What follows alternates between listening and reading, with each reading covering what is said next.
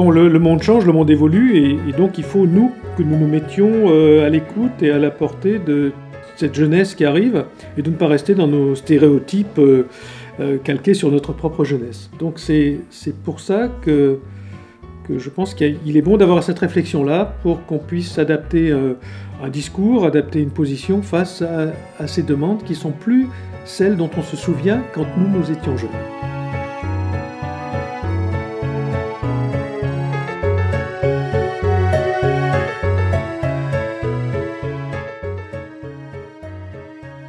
C'est que faire des jeunes, finalement, notamment que faire des jeunes quand on est un syndicat, pour les attirer, mais aussi en fait pour les intégrer dans une structure existante. Ben, je pense que l'espèce de grand pas dans le vide, c'est dire mais peut-être en fait que c'est pas nous qui allons apporter ces solutions-là. Peut-être que justement en fait on a juste besoin de les faire venir, leur soumettre le problème, et qu'ils vont s'en emparer tellement plus intelligemment qu'on l'imagine, qu'on a juste besoin finalement d'écouter, quoi. Mais c'est un acte difficile, hein. C'est un acte très très difficile, parce que c'est un acte en fait de conscience de sa propre ignorance, c'est un acte de conscience de confiance vis-à-vis de l'avenir. Donc oui, c'est beaucoup plus un travail à faire sur soi-même, j'ai l'impression. Alors c'est ça, se refaire une jeunesse. Être capable d'écouter, de questionner, de s'étonner encore pour se renouveler. C'est ce que nous avons fait en allant à la rencontre de jeunes aux parcours différents, syndiqués ou non. William a 22 ans. Il est étudiant en droit et engagé depuis 2 ans dans une association qui parraine des enfants défavorisés. Mohamed, 20 ans, est arrivé d'Algérie il y a 6 ans. Il vient de trouver un emploi en CDD en tant que brancardier à l'hôpital de Pontoise. Agnès a 25 ans, jeune syndiquée à la CFE-CGC Chimie. Elle travaille comme ingénieure dans le sud-ouest de la France. Et elle attend un enfant. Ophélie, 27 ans, après avoir occupé de nombreux CDD et subi un burn-out précoce, elle est aujourd'hui à la recherche d'un travail qui lui corresponde enfin. Fabien, la trentaine, est ingénieur de service dans une PME grenobloise et délégué syndical à la CFE-CGC Chimie. Claire aussi est syndiquée, mais en Angleterre, à Manchester. Elle a 24 ans et occupe le poste d'ingénieur de production. Et comme première question, nous leur avons demandé, mais au fond, c'est quoi la jeunesse? Ça dépend. Il y a plusieurs parcours. Il y a le jeune qui va aller en cours, il y a le jeune qui va se dire les cours c'est pas pour moi, du coup il va chercher une autre voie. Il y a une jeune qui va explorer le monde. Enfin, j'aimerais explorer le monde, mais après tout ce que j'ai à faire ici. Enfin, les jeunes c'est vaste. On peut aussi avoir une vision très négative des jeunes. C'est-à-dire ouais, les jeunes sont feignants, ils s'engagent pas. Ils pensent qu'à faire la fête. Ils pensent pas au lendemain. Il y a aussi les jeunes qui pensent au lendemain, qui s'engagent, qui font des choses bien, et c'est ce côté-là qu'on ne met pas assez en lumière. Il y a souvent cette phrase qui dit quand les anciens, les plus vieux que nous, qui disent « c'était mieux avant ». Et je me dis que moi, quand je serai vieux, moi je dirais aussi « c'était mieux avant ». Il y a toujours cette phrase qui tourne en boucle, c'est un CD qui tourne en boucle. Et c'était pas mieux avant, c'est que ça a évolué.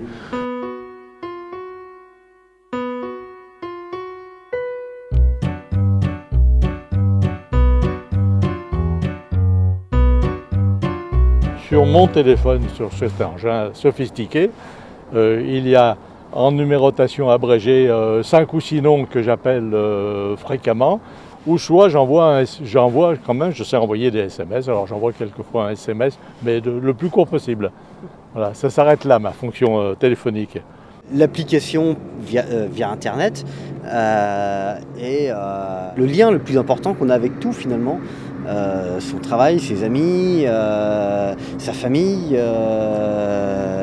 On retrouve toutes ces données personnelles dans le téléphone, auquel on a ses photos, on consulte même sa banque sur le téléphone. Je fais des courses avec mon téléphone. Aujourd'hui, j'ai plus de téléphone, je ne peux plus vivre. C'est bien ça.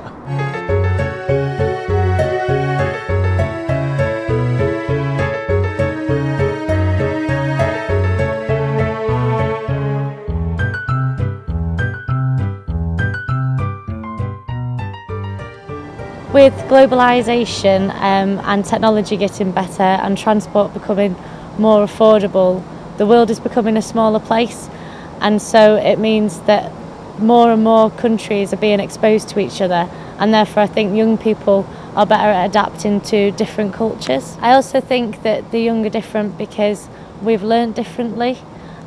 With the internet, we've constantly had unlimited knowledge at any time that we want.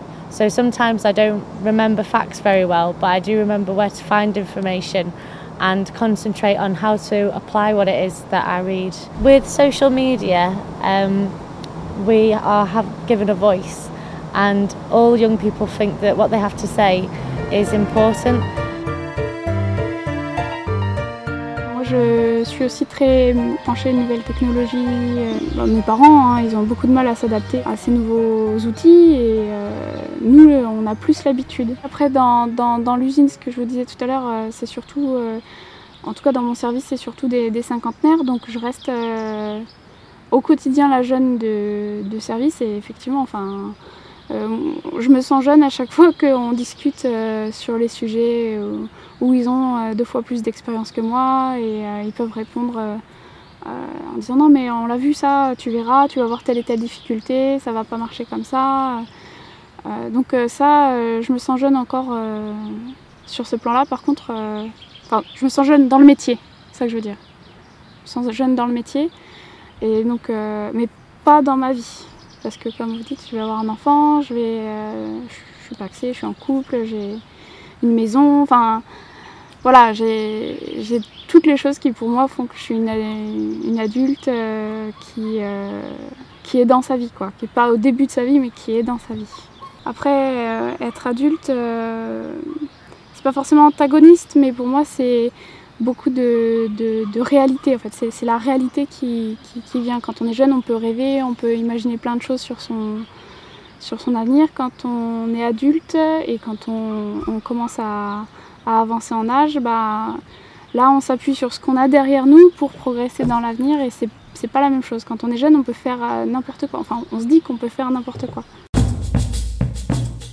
Plus de technologie, plus de connexion, plus d'audace, plus de possibles, mais aussi plus de doutes, plus de peur quand arrive l'heure de chercher du travail. Dans cette société que l'on dit en crise, difficile de trouver un accès pour franchir le mur de l'insertion professionnelle.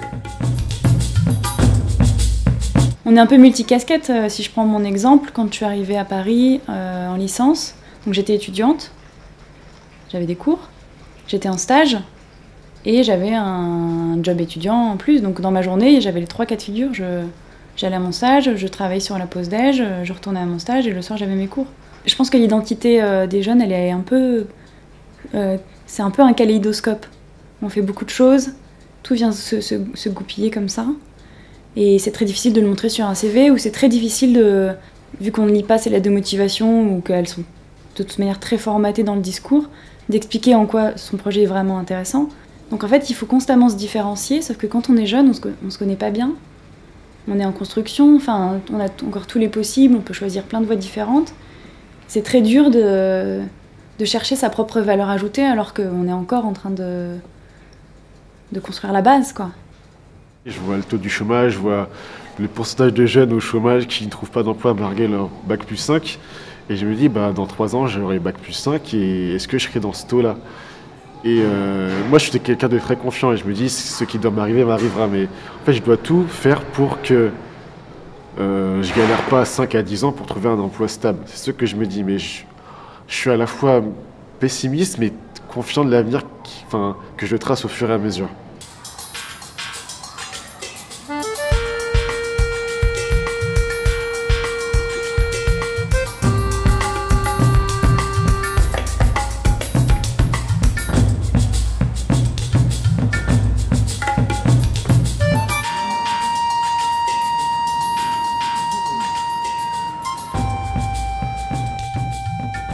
Quand je suis arrivé ici, j'avais du mal. Par exemple, en Algérie, j'avais pas de mal pour parler, pour rigoler, pour jouer, etc. Ici, j'avais du mal. Limite, je sortais pas dehors, quoi. Limite, je prenais des livres, j'essayais de lire pour prendre un petit peu plus le français. Mais j'avais vraiment du mal. Parce que ma mère, elle était malade, elle était handicapée, elle pouvait pas trop s'occuper de moi. Et les profs, bah, ils s'en foutaient, quoi. Il sait pas parler, bah, on s'en fout. On s'occupe pas de lui. On s'occupe des gens qui veulent travailler. Et arriver dans un endroit où tu es adulte, il faut que tu t'en sortes dans la vie, c'était un petit peu dur. Je voulais retourner là où j'étais, là où j'ai perdu ma jeunesse en fait. Je suis parti à la mission locale, ils m'ont aidé à faire mon CV, la lettre de motivation, etc. Enfin, à faire un jour. Je suis parti chercher un petit peu partout, etc. Et en fait, M. Bernard, il connaissait un chirurgien à l'hôpital de Pontoise. Et en fait, il lui a parlé, il lui a dit il y a un jeune qui cherche du travail, etc. Et j'ai réussi à rentrer à l'hôpital de Pontoise. Quand il a été convoqué, eh bien, on a préparé les entretiens. Hein, ouais. Et on a essayé de formuler en pleine vérité, mais ce qui était ta demande, ce que tu pouvais faire et comment. Et à l'hôpital, ils ont décidé de lui faire un premier CDI d'1 mois pour voir. Hein, ouais. Voilà. Donc c'est bien. Donc tu t'es défendu, il a bien présenté sa candidature. In England, it's really expensive to get qualifications, and I wanted to be sure that I liked the career before I spent all the time and money. My company have been very welcoming. I have a mentor who guides me, and he helps me with things that I might get wrong, and he's completely separate to my manager, so it's good that I get an impartial opinion and he helps me with my development. So I feel very welcomed into the company. En fait, autant je suis assez négative sur donc, toute la phase avant, c'était recrutement où on ne veut pas te faire confiance, donc on va prendre le candidat qui sait déjà faire, mais après, une fois que tu es là, on va te donner ta chance. Il y a vraiment un grand mur entre les deux. C'est exactement comme cette idée de, voilà, tu postules, le plus dur est de décrocher l'entretien. Une fois que tu passes les entretiens, voilà, tu peux beaucoup plus faire tes preuves, parce que tu es dans le dialogue, tu es dans l'échange, et une fois que tu es dans l'entreprise, oui, je pense qu'on te donne ta chance. Je pense qu'on donne la chance aux jeunes, ouais. Mais c'est plus avant. Confrontée à l'âpreté du marché du travail, la jeunesse serait devenue plus individualiste, incapable de défendre le bien public. Pourtant, les associations caritatives et humanitaires foisonnent en France, et les jeunes ne sont pas les derniers à s'y engager. Nous sommes allés à la rencontre de la FEV, association qui propose à des étudiants d'accompagner 2 heures par semaine des jeunes en difficulté scolaire. Dans notre société, on a l'impression que les gens ne veulent plus s'engager, ce qui est une ânerie. Hein. Tous les chiffres montrent que les gens s'engagent énormément, et les jeunes particulièrement. Hein. 35% de jeunes qui s'engagent en plus entre 2010 et 2013. Jamais autant de jeunes se sont engagés dans des actions en France ces dernières années. Donc c'est considérable. Il faut essayer d'analyser quelles sont les mutations de l'engagement pour pouvoir proposer quelque chose d'un peu nouveau à des jeunes. Et les mutations de l'engagement depuis 20-30 ans sont extrêmement fortes. On avait un engagement avant qui était un engagement du collectif pour le collectif, avec des reproductions environnementales, familiales très très fortes, avec des gens qui voulaient s'engager totalement pour changer totalement une société dans des directions différentes, en reproduisant en pour ou en contre un engagement familial. Tous ces critères-là, aujourd'hui, ne sont plus les mêmes. C'est difficile. Dans une société anxiogène, très ouverte, globalisée, mondialisée, c'est compliqué à changer une société. Avec des critères idéologiques, aujourd'hui, qui ne sont plus du tout les mêmes. En tout cas, ce qui est sûr, c'est que, là, vous pouvez mieux le savoir que moi, mais j'ai l'impression que la jeunesse, aujourd'hui, fonctionne déjà comme ça. C'est-à-dire qu'elle fonctionne de manière beaucoup plus horizontale, beaucoup plus en réseau, et donc qu'il y a beaucoup moins de compréhension de la hiérarchie en général. Voilà. Donc comment on fait là-dessus? Et en politique, moi ça m'intéresse. Enfin, tracter c'est intéressant, mais c'est trop... Enfin, je sais pas, j'aimerais... On a besoin que la politique soit un peu plus créative, quoi. Et je pense que ça se ressent, même si c'est un peu stupide, les lip-dubs et les trucs comme ça montre bien qu'il faut toucher un peu différemment les jeunes en politique. Détourner les objets, construire différemment, recycler, s'intéresser aux innovations comme l'impression 3D, etc. Ou le fait de mettre rendu par exemple sur un repair café, où c'est des gens qui savent bricoler, qui savent faire de l'électricité, etc. Et d'autres viennent, apportent leur objet cassé, et puis on voit comment on peut réparer. Et la seule condition, c'est que la personne qui apporte l'objet cassé reste pendant que l'autre répare, pour qu'il y ait une transmission justement. Enfin, ça, moi, c'est des initiatives que j'ai envie de soutenir. Ouais, l'engagement, c'est un plus, c'est un peu le piment qu'on peut avoir dans une vie, en fait, je pense. Parce que la vie, elle peut être fade. Et le piment, l'engagement, ça peut être une forme de piment, de ce qu'on donne. Et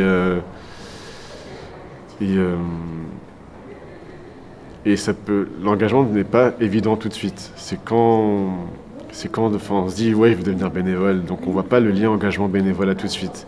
Et quand on est bénévole, on se dit, ah bah je me suis engagé dans une dynamique, dans une action.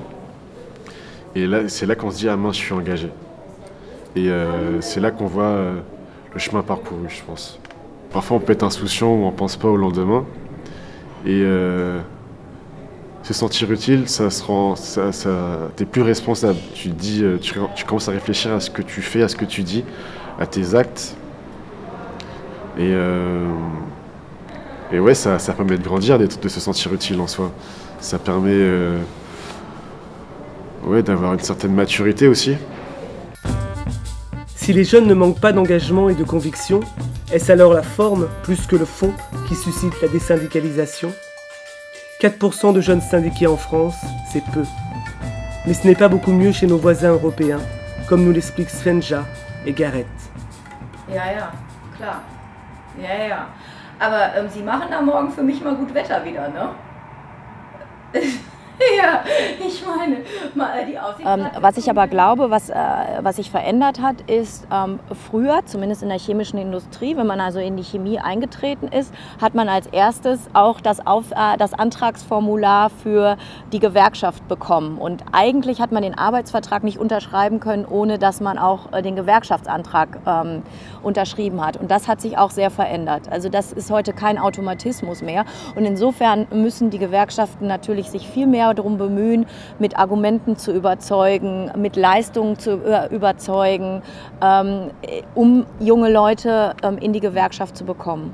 But the problem is that there are many more older people than young people. There's a problem with recruiting young people into industry, and naturally that causes a problem with the distribution of age, both in employment and in the union. So I would say that young people in union are very much in the minority. En fait, j'aurais tendance à penser que du coup les syndicats aident les salariés en poste, qui sont confrontés à des problèmes, etc. Et parce que t'es jeune, t'es précaire, enfin, vous savez, c'est cette idée que t'es jeune et on nous dit, de toute façon, je sais très bien que je vais pas faire toute ma carrière dans la même entreprise. Donc il y a cette idée de s'investir dans une entreprise, de faire partie de cette synergie. Et puis normalement tu sais pas parce que t'es précaire, alors t'es là, t'es en stage, tu sais pas si tu vas être embauché derrière. Après t'es en CDD, tu sais pas si ça va être renouvelé. Même si t'es en CDI, t'as une période d'essai qui peut aller jusqu'à 7 mois. Donc en fait, tant que t'es pas confirmé, tant que t'es pas sûr que t'es dans une entreprise, enfin, même en restant en CDI dans une entreprise, tu vas rester 3 ans, tu sais qu'après tu pars, enfin...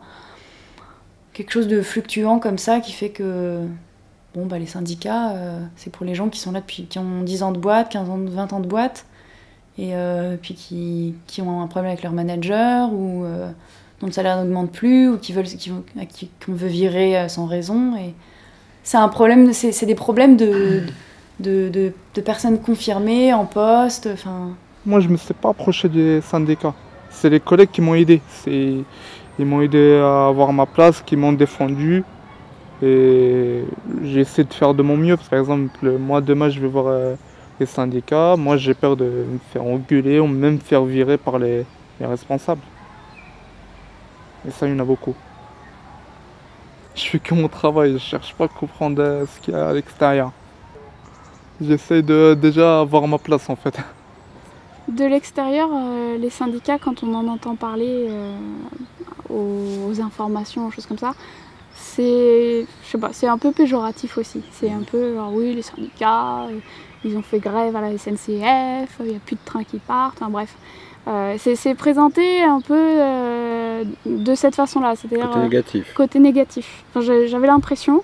Et donc le fait de rencontrer donc ce collègue qui était vraiment mis au placard dans un job où il voyait personne, il était au fin fond du magasin, enfin il était dans l'archivage des trucs qui servaient à rien. Le voir qu'il a pu être soutenu, voir les effets que ça a eu sur lui, sur sa vie, déjà moi ça m'a fait changer complètement d'idée sur le syndicat, en fait, sur l'intérêt et l'utilité des syndicats, parce qu'avant j'étais juste étudiante, hein, donc c'est difficile d'avoir autre chose que ce qu'on perçoit par les médias. C'est là où je me suis dit oui, c'est intéressant, c'est quelque chose qui est important en tout cas dans une vie d'entreprise, ça contrebalance les pouvoirs. Le syndicalisme, est-ce que c'est un monde ouvert une fois qu'on est rentré dedans? Ma réponse est oui et non, parce que c'est vrai que quand on est au sein de l'usine, donc d'un groupe aussi restreint, on est bien identifié, on sait qui fait quoi, on sait à qui s'adresser, mais au-delà, c'est beaucoup plus flou et on n'a pas l'impression d'appartenir à quelque chose de construit.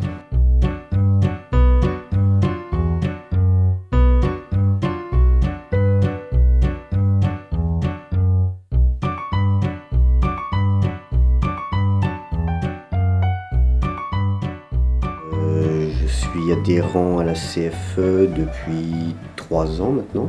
Ma mère est déléguée syndicale dans la métallurgie. C'est ce qui m'a amené à aller vers la CFE. Après, je me suis syndiqué suite à un litige avec mon employeur.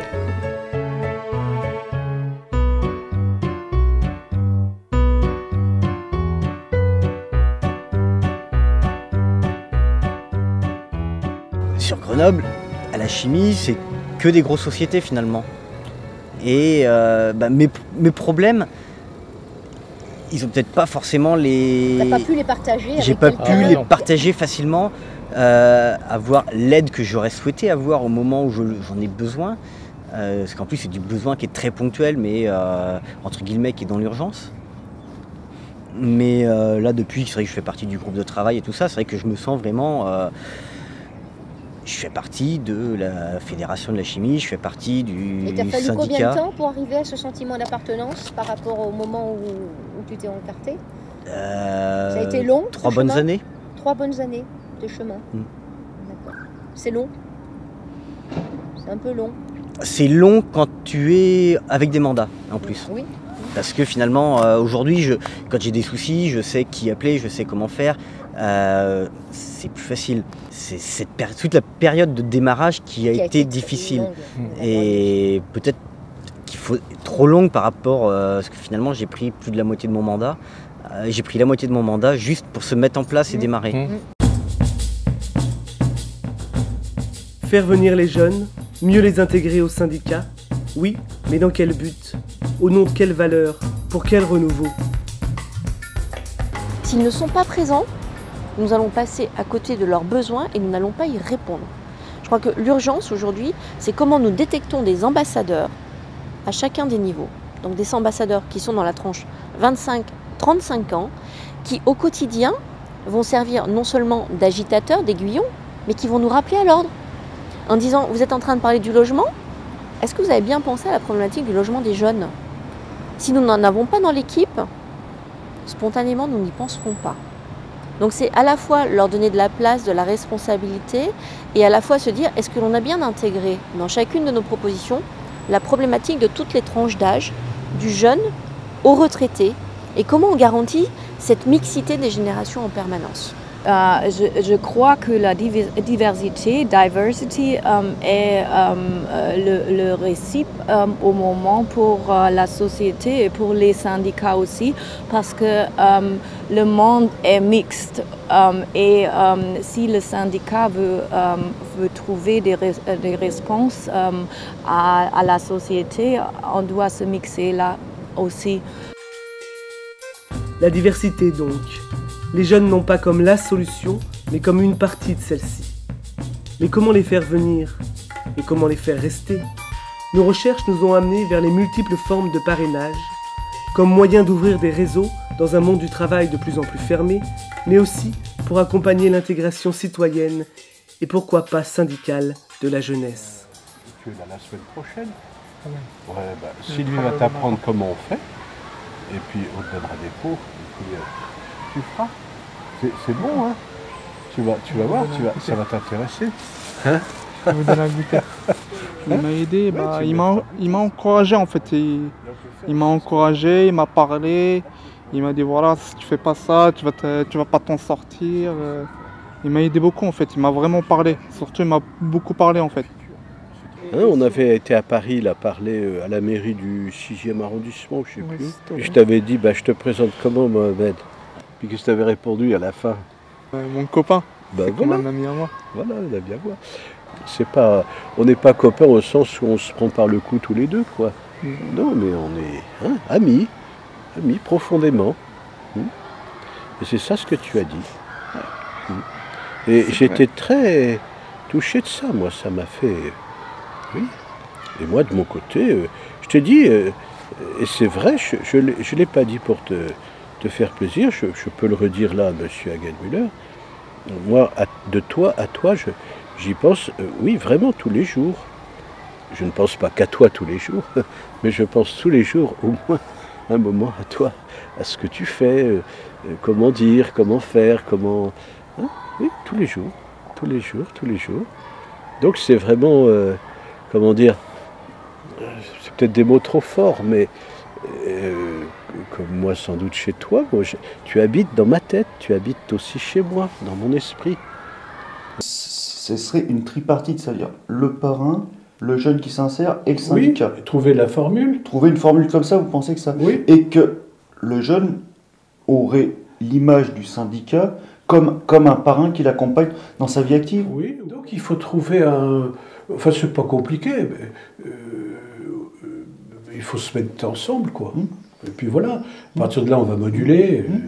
Finalement, avoir un tuteur ou un coach pour nous guider au démarrage. Tout à fait. Et après, au bout de quelques années, finalement, le délégué syndical, quand il devient opérationnel et performant, là, il peut prendre le relais et prendre le relais de son équipe et former d'autres personnes dans son équipe. Et pourquoi pas prendre un nouveau arrivant dans une autre société pour le coacher aussi. One of the advantages of being young in the workplace is that people are quite happy to teach you and pass on their skills. So there's a lot of knowledge that can be gained from people that are more experienced. And so that way they know as well that their workload is going to be reduced because you can help them more. Quand on regarde Petite Poussette, etc., quand on écoute les parrains-marraines, souvent ils disent heureusement que j'ai des jeunes autour de moi parce que sinon je serais complètement rassis et je serais pas dans le coup, quoi. Je comprendrais rien à la vie d'aujourd'hui, quoi. Et puis, pour les uns comme pour les autres, ça permet d'ouvrir de sortir un peu, pas de sortir, mais de faire bouger les représentations, quoi.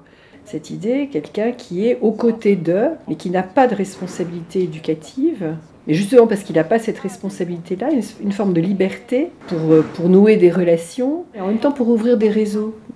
Or, on sait bien que si on est tout seul dans la société, on n'y arrive pas, que si on n'a pas de réseau, si on n'a pas les codes, il y a telle distance entre des milieux, je ne sais pas comment dire. Voilà, il y a ceux qui peuvent, qui savent, qu'on les code. Voilà, et on voit bien quand même comment ça fonctionne, y compris dans les syndicats, qui est là, et ceux qui ne les ont pas. Et quelque part, c'est ceux qui ne les ont pas, comment on pourrait faire pour qu'ils les aient? C'est pas très compliqué. Déjà, il y a le problème de l'entrée dans le monde du travail où nous sommes sollicités assez souvent pour les aider à trouver un premier emploi. Dans les secteurs... En tant que syndicat, tu veux dire? En tant que syndicat, oui. Ou en tant que parent ou en tant Non, j'entends en tant que syndicat. Il est vrai qu'il y a énormément de demandes qui arrivent chez nous aujourd'hui, dans notre syndicat, dans notre fédération, pour qu'on les aide à trouver un premier poste qui corresponde à leur qualification. Et je trouve que on n'est pas trop armé encore pour répondre à ces questions, et je trouve ça assez dommage qu'on ne puisse pas... les aider mieux que ce que l'on essaye de faire aujourd'hui avec notre réseau, parce qu'on a un réseau. C'est dommage qu'on ne puisse pas en profiter au maximum. Voilà. Aujourd'hui, nous revendiquons 160 000 adhérents. Ce qui veut dire un potentiel, si on va sur du parrainage, de 160 000 jeunes accompagnés, ce qui est énorme. Mais je crois aussi qu'à un moment donné, il faut avoir cet acte citoyen d'accompagnement et de facilitation de l'accès à la vie professionnelle. Mais en même temps, il faut se dire que pour que l'organisation pèse, quand je dis organisation, c'est la CFE-CGC dans son ensemble, pèse dans les débats à venir, il va falloir avoir davantage d'adhérents. Donc ça serait bien en parallèle d'avoir un tutorat vis-à-vis d'un jeune, de se mettre en situation où chaque adhérent ramène en plus un adhérent. Le parrainage, c'est aussi, et peut-être surtout, la question de la transmission. Transmettre aux jeunes un monde meilleur, à moins qu'il ne s'agisse de transmettre au monde des jeunes meilleurs. Je pense que les jeunes ont envie de proposer des nouvelles manières d'agir, mais par contre, il faut quand même un travail sur le fond. C'est-à-dire que nous, je pense que c'est la forme qui nous intéresse plus. La forme, on a envie de nouvelles formes de militantisme. Et le fond, si je me pose la question de l'engagement que moi je pourrais avoir dans un syndicat au sein d'une entreprise, autant je pourrais être hyper novatrice dans les formes d'agir, autant le fond je le maîtrise pas et j'ai besoin de mes aînés pour ça. Je pense que le problème que nous avons devant nous, et pas uniquement les syndicalistes, c'est toute la société, à commencer par le monde politique sans doute, de redonner du sens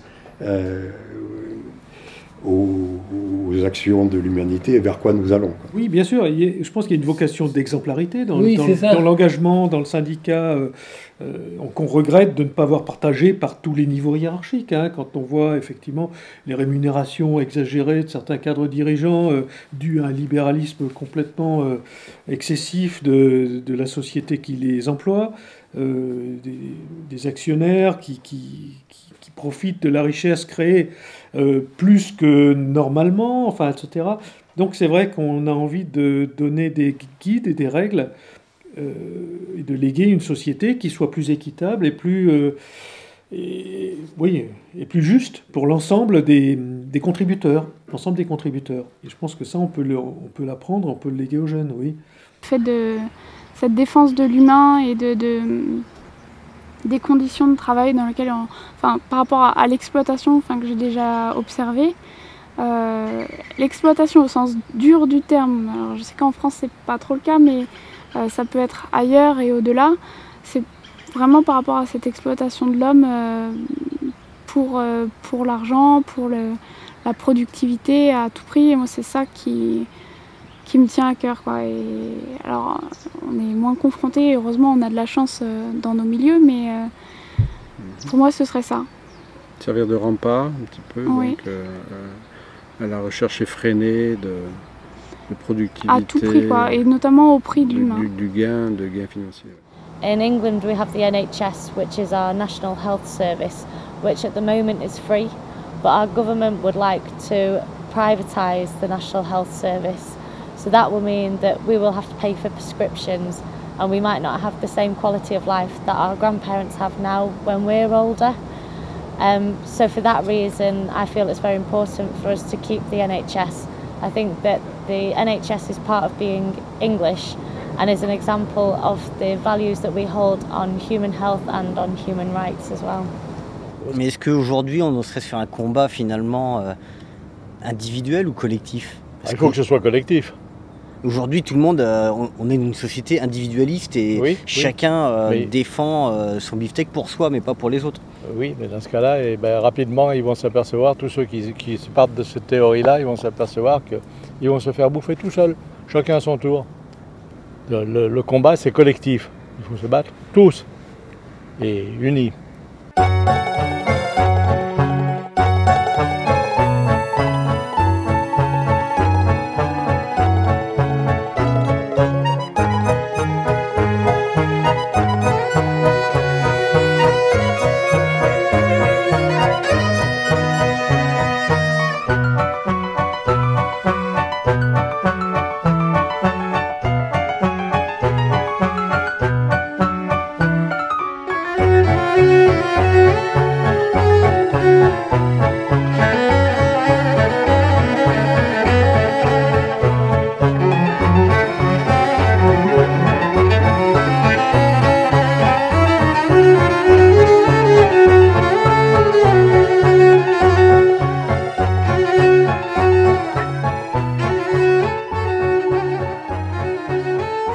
Quand on est petit, les parents ils te disent ne fais pas ça, ne fais pas ci.